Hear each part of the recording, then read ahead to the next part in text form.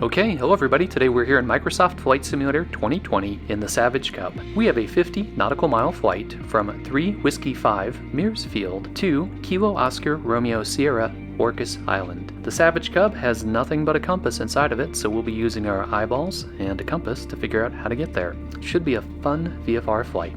So let's hop into the cockpit and get started. Alright, I'm flying with a custom livery for the Savage Cub. I will put the link in the description so that you too can enjoy it. So as we work our way through the startup checklist, we'll walk through the flight brief. So we're taking off from Mears Field. This is an Orbx airport, and like all Orbx airports, it looks fantastic. We're going to take off heading west and follow the Skagit River. So should be pretty easy, you can't miss it. That's going to lead us right to Skagit Regional Airport. And once we overfly Skagit Regional Airport, then we're going to use our compass and turn heading 290. So we don't have a directional gyro on the Cub, instead it's just a little compass in the center of the console. And from there, we've got a couple islands to overfly. So on our way to Orcas Island, we've got, I don't know how to say these, Guimas Island, Cypress Island, Sinclair Island, and then finally Orcas Island. Sometimes when I fly to Orcas Island, I like to come in via East Sound, so that's the waterway that bisects the island from the south. But because we intend to land on runway 36 based on where the winds are currently, and 36 is right pattern, then the best way to approach that is from the north side of the island. So we're going to follow the coastline to the north until we get the field in sight, then enter the downwind, right downwind on a 45 coming from the east, and that'll put us in right pattern for runway 36. Alright, we're ready for our CTAF call. Mears Field traffic, November 3817 Zulu, taxi runway 25 Mears Field.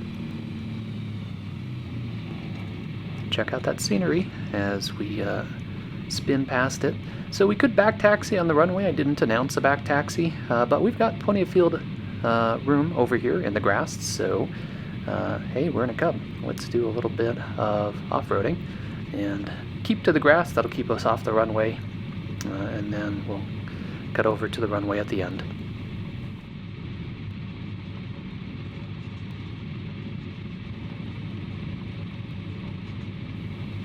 I love all the details with construction going on, vehicles parked here. Orbx always does a great job.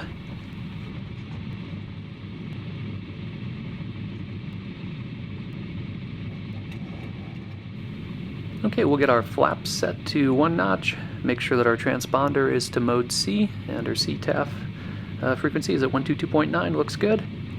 Mears Field traffic, November 3817 Zulu, departing runway 25, straight out departure, climbing 4,500 Mears Field.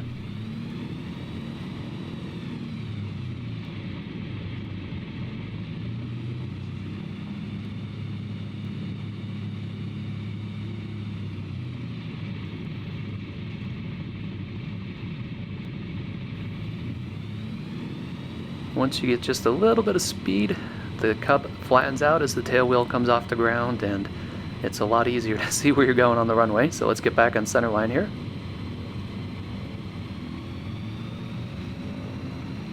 And with the notch of flaps, you don't even really need to rotate. It'll kind of take off on its own once you get fast enough. I know flaps have been a little messed up ever since the last Microsoft Flight Simulator patch, so hopefully they'll get that all sorted out. Okay, we'll bring our flaps in. Trim for the climb rate we want. Looking good.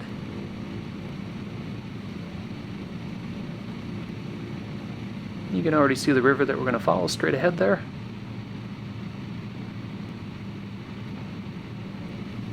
So you can't really get lost on this flight plan. Follow the river, go straight until you get to the shore. The only part that's a little tricky is staying on heading once we get out over the water. Alright, we are looking good. Let's sit back and enjoy some of that awesome Flight Simulator scenery.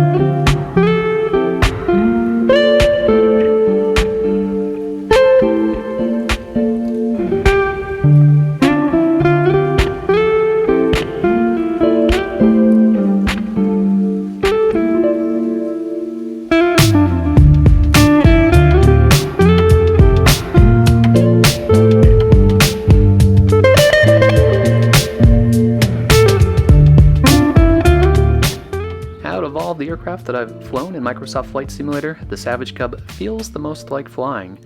It's a cool aircraft. With just the compass, it forces you to fly VFR, and that's the way I like to fly. So give it a try if you haven't flown one yet. So if you enjoy content like this, be sure to click that like button, leave me a comment, and don't forget to subscribe. Thanks, as always, for flying along with me, and stay tuned for further flight adventures.